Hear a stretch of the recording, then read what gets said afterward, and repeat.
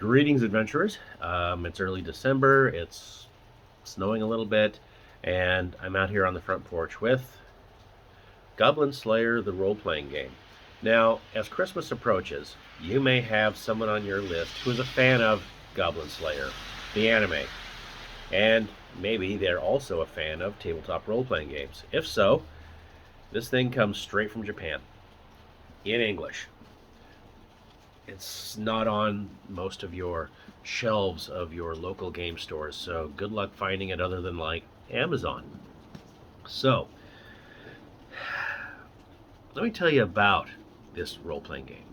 Okay, from what I understand, or from what I'm gathering, it's based on a role playing game called Sword World, which was basically Dungeons and Dragons, but it was set in, well, it was written in Japan to be sort of a D&D for Japan. The problem is they couldn't, back in that late 70s when D&D was popular in the US, they couldn't get polyhedral dice shipped over. So the people who wrote this wrote a 2d6 system. So any ability check, roll to hit, anything, you roll 2d6.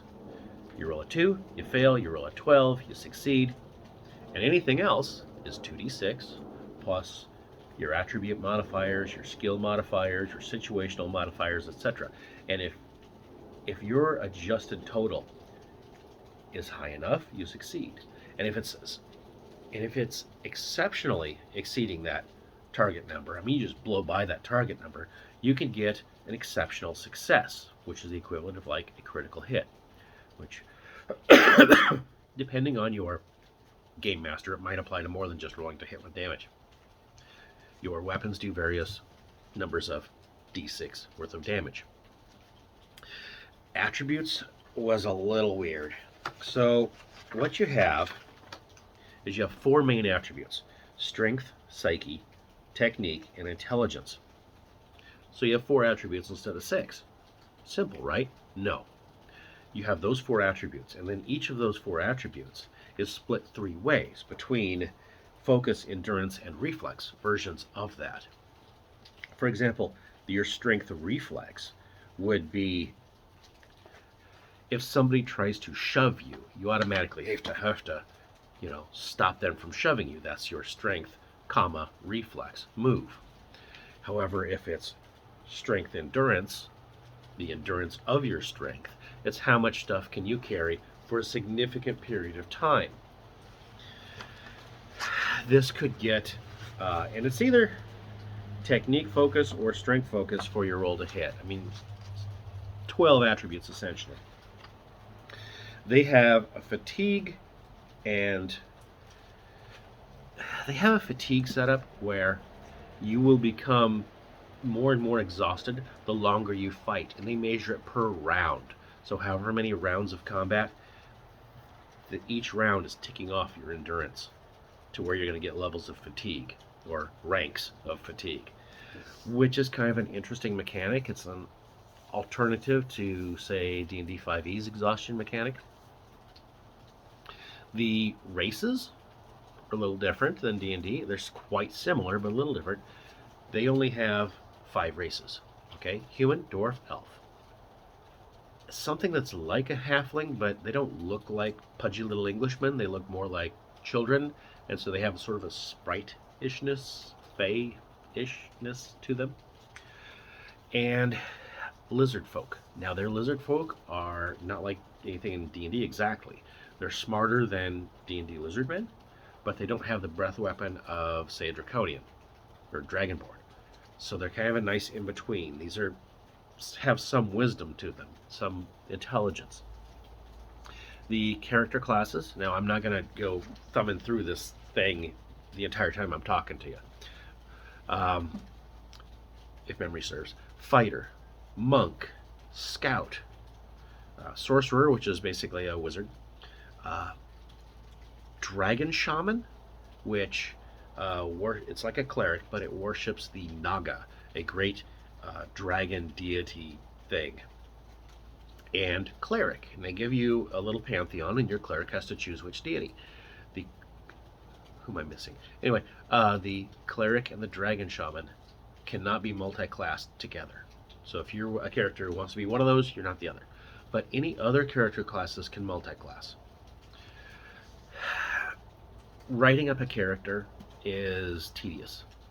You have a certain number of XP you're just given, and then you have to spend that to buy character class levels or other things, like feats exactly, sort of. And you also have to roll on some random tables for your background and what kind of contact you might have that you can go back and talk to. If you're a fighter, you might have a mentor you can, who's a former veteran swordsman that you can actually go back to for help and get advice from because they're retired. But that's randomly rolled. Your background might be randomly rolled, if I remember right. They have a lot going on in this book. Now, I like this little thing that's going to help you out, but if you find character generation to be tedious, then you can skip that because they have a handful of sample characters you can use. But they try to pack everything into this one book. Now, the height of this thing is paperback book, but the thickness is not. They're trying to cram a player's handbook, a DM's guide, and a monster manual all in one book. That's why it's so thick this direction. So yes, there are monsters in here. There's sample adventures in here. There's everything you need. There's a description of the campaign world, and it tells you about the history, and it gives you a little map, if I remember right, there's a map, of a place called the Four-Cornered World. That's where this game takes place in, the Four-Cornered World. And they tell you a little bit about it. Now, if you're into Goblin Slayer and you watched it and you're like, dang, I wish I could play one of those characters or play characters in that world and do that, kind of thing, you can do this. 2d6 system. Easy. Grab a couple d6s. Everybody has d6s. Even if you have to grab them out of an old board game. Don't take the dice out of your parents' board game, okay? They really get ticked when you go to play a board game and all the dice been stolen. Okay, but I don't know if I really want to... Oh, Archer is a character class, I guess. Anyway, would I buy this? I did, and I'm going to gift it to somebody that I believe would enjoy it. Someone who is a fan of Goblin Slayer and a fan of tabletop role-playing games. Is it playable? Yes. You could play it in its existing form because Goblin Slayer, the role-playing game, is based on that sword world role-playing game. Okay, it's just like a campaign setting for that existing thing. It's like Dark Sun was a campaign setting for 2nd edition D&D. Okay, so that's kind of where this sits in relation to the other. They just decided to, hey, have all the game stuff there all together in one, which is appreciated. The other thing you could do is you could take this game as it is. You could take the races, the classes, the campaign world, and you could just gut the mechanics out from beneath it and just say, okay, we're going to play whatever. Let's say Castles and Crusades. We're going to play D&D, all right? But we're going to play it in this world. Your character options are Lizard Man, Elf, yada yada yada, and just use the stats for those creatures. Now, you may have to do some adjustments. For example, D&D Lizard Man, they're dumb, they have natural weapons, and they have a slightly different, they have a more tribal, primitive feel to them. So you're going to want to make something that feels a little different. You could do that. You could do it. You could play this game either way. You could play it as is, because you have basically a DM guide, player's handbook, and monster manual all in one, or you could just yank the engine out and throw a different engine in. I mean, if you're a veteran gamer, you've been fiddling with some of the things you've been reading, you've been fiddling with some of the things you've been playing, and you've been tweaking most of them.